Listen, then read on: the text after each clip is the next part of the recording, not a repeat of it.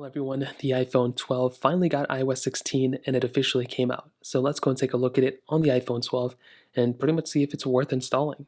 Now, this update was about a little bit over 5 gigabytes on all my iPhones coming from iOS 15. So make sure you have that much storage saved if you are actually planning on updating, but I would probably recommend waiting on updating and I'll get into that in a second. Now, one of the biggest changes with iOS 16 is now with the lock screen. So now we have, first of all, our notifications are coming up from the bottom. We have live notifications as well, which is really cool. But at the top, we have our text, which is now bolded on this specific version of software. So that is a really cool thing that just came out on this specific iPhone as well, which is really cool. But on top of that, we have the ability of holding down on our lock screen, and we can now go ahead and add widgets and add new lock screens to our iPhone. So here we can go ahead and add a lock screen like this. We can go and click on the widgets panel, and we can go ahead and change out our widgets here, which is so cool. You can also go ahead and I think change the styling of the text as well. So you can go and make it like this, you can make it like this. There's a ton of different options here. I actually really like that text, but I also really like this one too. So maybe I'll just rock it like this.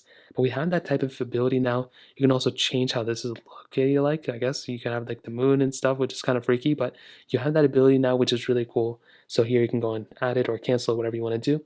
But that is a really awesome thing we now have with our iPhone 12. Now we also have a few things built in, which is really awesome as well. For one, we actually have the ability of connecting Joy-Cons and the Switch Pro controller to our iPhone on iOS 16, which that in and of itself is really awesome. And funny enough, we actually have the ability of seeing our battery percentage on our status bar as well. So you can see right here within iOS 16 for our iPhone 12, we can now go into our battery settings. We can now toggle on our battery life on there too, which that in and of itself, like I mentioned before, is really awesome. And I'm actually really happy to see that. Now, on top of this, I will say the iMessage application is probably the thing that got the biggest update. So going into iMessage, we have the ability now of a few different things. So we can now go ahead and edit iMessages that we sent. We can now unsend iMessages we sent, and we can even unread messages that we've sent or seen, and we can go and show that we haven't seen them yet. So if you go and send a message, let's say it's like this, what you can do is you can go and hold down on that message, and you have a few different toggles now that are new. You have the ability of undo send, and you can also go ahead and edit that message. If you click undo send, it's just going to undo that sent iMessage, which is amazing. It's still showing here, which is whatever. But you can also go and hold it down, and you can click edit, and now you can edit these iMessages as well. So I think there's like a 5 to 10 minute period of when you can edit them. I've made 30 videos on my second channel explaining these in more detail, but that is a really cool feature that we have now with our iPhone 12. Now, I will also add with our battery life on the iPhone 12, I got really good battery life on my iPhone 12 on iOS 16. On a lot of my iPhones, they were pretty solid. The 10R went down a little bit, but the 12 is a pretty decent battery life phone on iOS 16. Now, with all that said, should you install iOS 16 on your iPhone 12?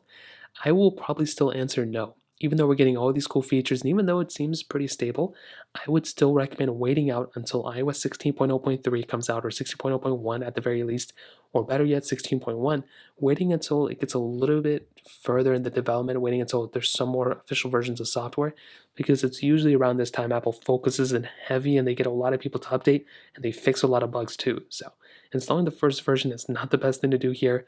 I would recommend waiting out until it's a little bit more, a little bit more mature. So if you're planning on updating, the first thing I'd recommend doing though, making a backup, make as many backups as you can, do an iCloud backup if you want to, bring all your photos and transfer them to a PC or something. That is the first thing I'd recommend doing, and then you can update after. But and that pretty much covers it up. If you have any other thoughts or questions, let me know in the comment section below. Hit the like button, that helps me so much, but definitely hit that subscribe button. More importantly than everything else, I love every single one of you guys. Hopefully I'll catch you guys in the next video. Peace out.